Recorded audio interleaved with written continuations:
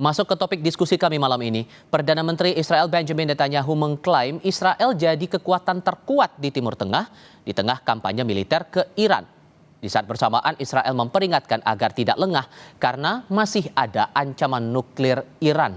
Netanyahu mengklaim Operation Roaring Lion atau Singa Mengaum dan Operation Orchid Sting sukses dalam melawan Iran. Tanpa dua operasi militer ini, Netanyahu bilang Iran mungkin sudah punya senjata nuklir. Selain nuklir, Netanyahu bilang Israel juga fokus menghadapi ancaman drone Iran, salah satunya drone Shahid 149 yang modelnya diakui lebih canggih. להכות בנו. אנחנו הכינו בהם חזק מאוד, אין בזה שום ספק שאנחנו יוצאים מהמערכה הזאת ככוח החזק ביותר במזרח התיכון, ומעולם לא היינו חזקים יותר, אבל עדיין יש לנו קודם כל את המשטר האיראני המוכה, איום הגרעין עדיין שם. אני רק רוצה להגיד לכם שאם לא היינו עושים את שאגת הארי וקודם לכן את עמקל אבי, כבר היה להם נשק אטומי. Perdana Menteri Benjamin Netanyahu menyatakan Israel akan muncul sebagai kekuatan paling kuat di Timur Tengah. Namun, sejauh mana klaim Israel ini menjadi kekuatan dominan kawasan realistis? Apakah militer dan teknologi Israel benar-benar menjadikannya tanpa tanding di Timur Tengah? Atau posisi itu tetap bergantung pada dukungan Amerika Serikat? Lalu apakah serangan-serangan militer Iran masih belum bisa menandingi Israel? Benarkah Israel sedang menuju posisi superpower Timur Tengah? Dan seberapa kuat pula intelijen dan persenjataan Israel ketimbang rival-rivalnya? Mari kita diskusikan bersama praktisi dan pengajar hubungan internasional dari Synergy Policies, Dina Praptora Harja, dan Ridwan Habib, Direktur Eksekutif di Indonesia Intelligence Institute. Selamat malam semuanya dengan Tifal di sini. Assalamualaikum.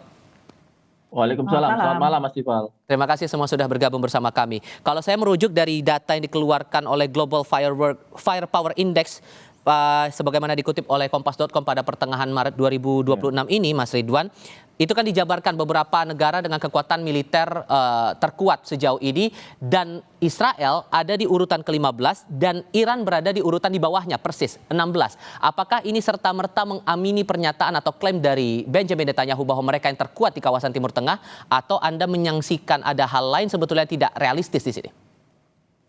Iya, terima kasih.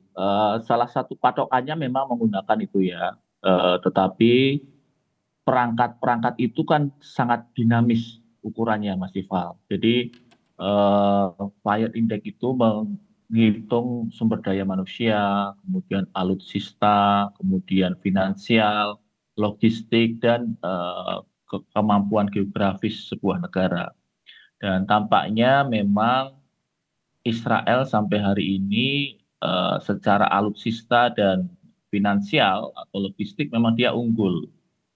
Tetapi dari sisi sumber daya manusia dan dari sisi geografis, dia sebenarnya sangat tertinggal.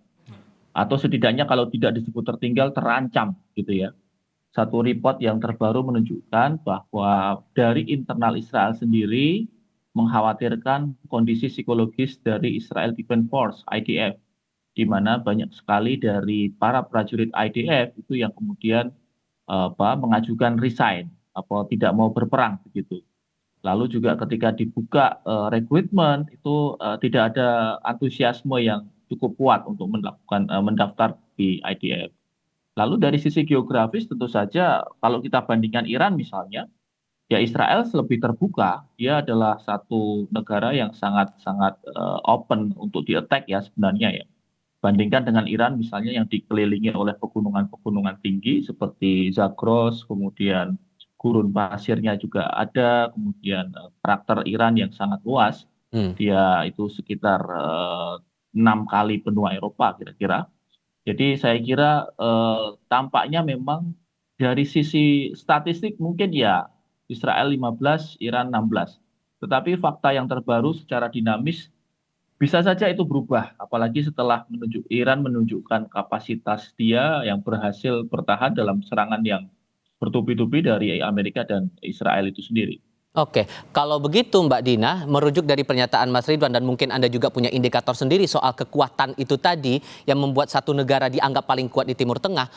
Kalau kita ingat lagi dari pernyataan si Netanyahu mengklaim Israel ini posisi paling kuat, pernyataan ini bagian dari strategi di tengah perang yang tak berkesudahan AS dengan Iran, atau ini menunjukkan bahwa jangan-jangan Israel takut nih? Satu, di dalam Israel sendiri sedang berlangsung proses pemilu. Dan proses pemilu tersebut, update terakhir menunjukkan bahwa kubu oposisi yang sama-sama dari kubu ultranasionalis itu ternyata kesulitan membentuk satu koalisi yang bisa mengambil alih kekuasaan dari Netanyahu.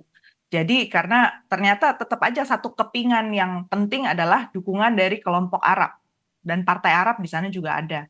Dan faktor tersebut saya kira dijadikan satu bahan kampanye oleh Netanyahu untuk menunjukkan bahwa posisi dia di Partai Likud dengan koalisinya dia menjadi lebih kuat lah. Jadi ini bahasa juga ke dalam ke dalam negeri Israel gitu. Jadi ini cara dia untuk melakukan kampanye bahwa memang dari sisi berhadapan dengan Iran, dia mau menunjukkan dia masih tetap bisa mendapatkan dukungan yang lebih lah daripada kelompok oposisi. Kemudian kalau dari konteks perang juga kita bisa lihat bahwa dia masih berusaha mendapatkan dukungan dari pihak-pihak yang mendukung dia secara finansial, notabene Amerika Serikat, juga negara-negara Eropa, finansial dan senjata. Karena bagaimanapun juga Israel itu sejak bertahun-tahun memang menjadi medan atau tempat di mana pasar senjata itu berkembang, di mana teknologi, di mana perangkat-perangkat persenjataan terkini semua tuh dipakai, diuji coba dan kemudian digunakan gitu. Konteks yang ketiga kita bisa melihat bahwa sebenarnya de facto ya kalau kita bilang kekuatan terbesar misalnya di Timur Tengah, apa pernah ada di dalam dunia ini satu kekuatan yang absolut? Nggak pernah kan? Nggak pernah ada kekuatan yang absolut. Jadi there's no such thing. Karena kalaupun kita bilang Israel itu kuat secara militer, tetap saja harus ada perangkat-perangkat lain yang digunakan untuk bisa menuju ke arah stabilitas sehingga dia bisa menjadi hegemon. Kalau dia menjadi hegemon atau kekuatan paling dominan di kawasan, berarti dia nggak mungkin cuma menggunakan militer. Dan dia harus punya misalnya ideologi yang bisa menjangkau semua pihak. Dan nanti bisa saya jelaskan juga ya, para pemain di Timur Tengah ini sebenarnya ideologinya kan beda. Beda sekali dengan apa yang diyakini oleh Israel. Misalnya terkait Zionisme aja. Itu kan sebenarnya appeal-nya atau daya tariknya itu terbatas sekali. Hanya di kalangan orang-orang Yahudi. Tapi untuk orang-orang misalnya Arab atau Iran, kemudian Turki, atau yang paling dekat lah, tetangga-tetangga dia seperti Mesir. Mereka berdamai dengan Israel bukan karena alasan ideologi gitu. Jadi nggak mungkin lah orang terus-menerus mengedepankan cara-cara militer, karena bagaimanapun juga tadi Mas Ridwan sudah sempat menyebut ya, di dalam negeri Israel itu dalam kampanye ini juga kelihatan kelompok yang paling kanan, terutama kalangan ortodoks itu sebenarnya berusaha menghindar dari di draft ya, diwajibkan militer itu mereka menghindar. Jadi tetap aja adalah dinamikanya di dalam negeri Israel. Maka kalau begitu Mas Ridwan, kalau Anda menangkap pernyataan sesumbar dari si Netanyahu ini, tapi kita juga melihat Iran masih tetap melakukan balasan-balasan juga, terutama dari aksi Amerika Serikat yang masih tetap menyerang, berarti maksudnya si Israel ngeklaim seperti itu buat apa? Ya tentu saja untuk deterrence effect ya, atau memunculkan efek gentar yang dia harapkan akan muncul dari negara-negara Teluk dan juga dari Iran itu sendiri. Itu yang pertama. Yang kedua, sebagaimana yang disebutkan Mbak Dina tadi, untuk mendapatkan dukungan dalam negeri, terutama bagi pemilih tradisional Partai Likud. Yang pertama tadi, untuk menimbulkan efek gentar, saya kira tidak akan berhasil, karena justru makin Israel sesumbar, makin membuat Iran makin yakin bahwa sebenarnya Israel itu melemah. Dan mereka juga Iran terus melakukan rekalibrasi strategi militernya, termasuk juga memperbaiki beberapa celah-celah teknik serang. Dan yang terbaru, Mas Tifal, kita tahu Hizbullah sekarang, mereka sudah mengadopsi teknik-teknik Hamas dengan membuat video-video propaganda bagaimana mereka bisa mengalahkan Israel di Lebanon Selatan. Jadi hampir tiap hari Hizbullah ini melepaskan satu video propaganda, bagaimana misalnya sniper mereka menembak tentara Israel, bagaimana misalnya drone mereka menghancurkan tanknya Israel di Lebanon Selatan. Dan itu sangat menggentarkan bagi mental para prajurit IDF. Jadi dari dua hal itu saja tampaknya memang saat ini Israel ini dalam dilema yang cukup sulit ketika misalnya nanti Amerika Serikat berhasil mendapatkan satu agreement yang baik dengan Iran, dan itu berarti maka perang akan berakhir. Maka bagi Israel itu sebuah ancaman yang luar biasa karena Iran mempunyai kapasitas untuk melakukan konsolidasi kawasan, termasuk makin akrab dengan Pakistan, yang kita tahu Pakistan sudah punya fakta pertahanan dengan Ya. Saudi. Dan hubungan ini sangat baik. Jadi ya Israel makin terancam. Sikap Israel yang berupaya untuk tetap dominan di tengah perang ini, terutama respons dari AS sebagai negara sekutunya mereka yang tetap nurut aja apapun keinginannya dari Israel ini, jadi berpikiran begini, apa hal yang menjadi pengunci dalam tanda kutip yang membuat akhirnya Israel berani untuk tetap agresif? Karena Amerika Serikat masih tetap dengan narasinya perlu terus menekan Iran, tapi di sisi yang lain nggak mungkin secara fisik, secara logistik, bahkan secara teknis itu dia berada di lapangan langsung. Yang memegang kendali sekarang dan dari segi kepraktisan lah ya, operasional, bisa lakukan di lapangan itu Israel. Jadi semacam kayak tadi loh, meyakinkan sudahlah serahkan urusan ini kepada Israel, karena memang ekonominya Israel kan sekarang bergantung pada perang. Bagaimanapun unsur ekonomi yang lain nggak terlalu jalan kan selain industri yang terkait dengan perang, defense, equipment development, AI segala macam yang terkait sama perang. Jadi memang harus dijamin bahwa investor tuh jalan terus gitu. Intinya gitulah. Oke, dan dari segi intelijennya, Mas Ridwan, kalau Anda lihat dari Israel dan Iran ini saling bersaing, atau ada yang jomplang salah satunya? Ya, yang sangat kelihatan, sangat menonjol sekarang justru dari Iran ya. Kalau Mossad dari dulu kan kita tahu ya bagaimana track record Mossad, karena memang Mossad ini diciptakan oleh Israel sebagai salah satu intelijen yang koersif atau intelijen yang melakukan serangan secara ofensif. Tetapi Mossad ini sekarang tampaknya mendapatkan lawan yang cukup lumayan tangguh, yakni BEPAC atau MOIS ya, Ministry of Intelligence and Security-nya Iran. Dan tampaknya memang dari perkembangan perang itu sendiri, kami mendapatkan data dan sudah ditulis juga oleh jurnal-jurnal internasional, Mas Tifal, bahwa Iran berhasil merekrut teknisi-teknisi Israel sebagai bagian dari agen intelijen mereka. Bahkan Iran diduga juga berhasil merekrut salah satu perwira menengah Mossad untuk berbalik mendukung Iran. Ini saya kira satu kabar yang cukup baru ya. Kalau sebelumnya kita tahu Mossad yang biasa melakukan seperti ini, misalnya Mossad melakukan penggalangan intelijen di Iran, tapi ternyata Iran bisa melakukan counter dan berhasil mendapatkan aset-aset di dalam negeri Israel. Oke, membayangkan bahwa ada klaim semacam ini Mbak Dina, apakah kemudian kalau kita ingat nih pernyataan dari kedua belah pihak, walaupun dalam beberapa kesempatan tidak konsisten juga, AS dan Iran ini bilang bahwa sudah menuju masih pembahasan masalah perundingan itu tadi, tapi dengan klaim ini dan kita ingat waktu itu Israel berupaya menghadang AS untuk tidak meneruskan diskusi perundingan itu dengan Iran, apakah ini bagian dari upaya mereka biar tetap jadi adidaya dalam tanda kutip?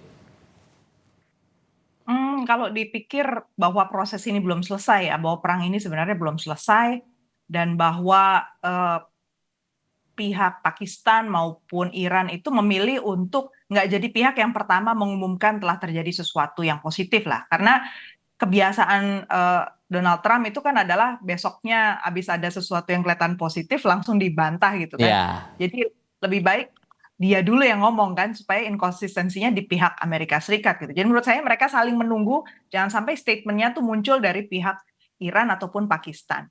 Itu satu. Terus yang kedua kalau dipikir-pikir sih sebenarnya reaksi dunia terhadap Israel itu nggak sepenuhnya positif kan. Artinya memang Israel ini belum sampai lah di titik dia mengalami satu dominasi di Timur Tengah. Kita cek misalnya terakhir itu kan duta besar untuk Israel untuk di PBB kan marah-marah gara-gara Sekretaris Jenderal PBB mengeluarkan satu statement diklasifikasikan bareng nih Israel sama Rusia sebagai pelanggar hak asasi manusia karena menggunakan sexual violence gitu dalam perang kan. Ini menggambarkan bahwa Israel disetarakan sama Rusia gitu kan untuk situasi ini dianggap negatif lah, pariah sekali nih dalam situasi menghadapi ketegangan, menghadapi perbedaan pendapat antar negara, dia menggunakan cara-cara yang dianggap kotor gitu kan. Kemudian yang kedua kalau dilihat posisi Saudi lah, negara-negara besar lah di Timur Tengah selain Iran. Saudi itu kan posisinya juga masih belum nampak, dan kalau dilihat dari sejarahnya, Saudi itu juga menggunakan atau memanfaatkan lah ya Israel sebagai alat juga untuk menekan musuhnya seperti Iran dan juga Houthi kan. Jadi Saudi dalam posisi kali ini yang sebenarnya disasar oleh Israel untuk menjadi target kalau dia menjadi Greater Israel, Israel Raya, itu kan seluruh wilayah Saudi, hampir sebagian besar wilayah Saudi akan diambil gitu, dibuat kacau sampai Mekah Medina gitu kan. Jadi apa yang kemudian dilakukan oleh Saudi itu menjadi satu indikator menurut saya. Kemudian yang kedua Turki. Turki kan juga posisinya sebenarnya juga belum jelas, karena dari sisi kepentingan lebih penting buat dia stabilitas di kawasan daripada bekerja sama terlalu dekat atau terlalu open lah dengan Israel. Walaupun dia tahu satu bagian dengan Amerika Serikat di NATO itu artinya harus bisa menerima Israel gitu. Jadi menurut saya nggak ada yang straightforward sebenarnya di Timur Tengah langsung gitu ya, jitu bahwa semua pasti oke lah dengan Israel. Nggak juga begitu. Sehingga atas klaim dari Israel ini, Mas Ridwan, Anda merasa bahwa ada kemungkinan ada ruang bagi negara-negara lain di kawasan Timur Tengah, di negara Teluk ini akan bereaksi atas pernyataan si Netanyahu ini? Sebenarnya sudah ya, ancaman untuk kemudian meledakkan Oman misalnya dari Trump, itu membuat Kesultanan Oman marah sekali dengan Amerika Serikat, dan kemungkinan mereka juga bisa berbalik menjadi 100% pro-Iran. Itu satu. Yang kedua, bagaimana misalnya kita baca dalam satu berita bahwa Israel mengusulkan pembunuhan terhadap Ghalibaf atau ketua parlemen Iran. Itu kan diusulkan, dan itu secara resmi diusulkan oleh petinggi intelijen Israel kepada Trump, dan usulan itu bocor kemudian diberitakan oleh Tasnim Agency di Iran. Dan itu menimbulkan reaksi keras terutama dari Qatar dan Uni Emirat Arab, karena Ghalibaf ini bagaimanapun juga seorang perunding. Itu sebuah tindakan yang sangat pengecut ketika membunuh juru runding dalam diplomasi yang sedang berjalan. Jadi Mas Dival, tampaknya memang makin lama Israel ini makin buntu strateginya, makin panik dia karena dalam situasi ini Iran mendapatkan dukungan yang cukup firm, terutama dari Pakistan, dari Turki, dan beberapa negara Islam lainnya. Ini yang saya kira juga akan membuat Israel makin lama makin kalut ya. Oke, Mas Ridwan, Mbak Dina, terima kasih banyak sudah mau berdiskusi bersama kami kali ini. Sehat selalu untuk Anda berdua. Selamat malam. Terima kasih, selamat malam. Terima kasih.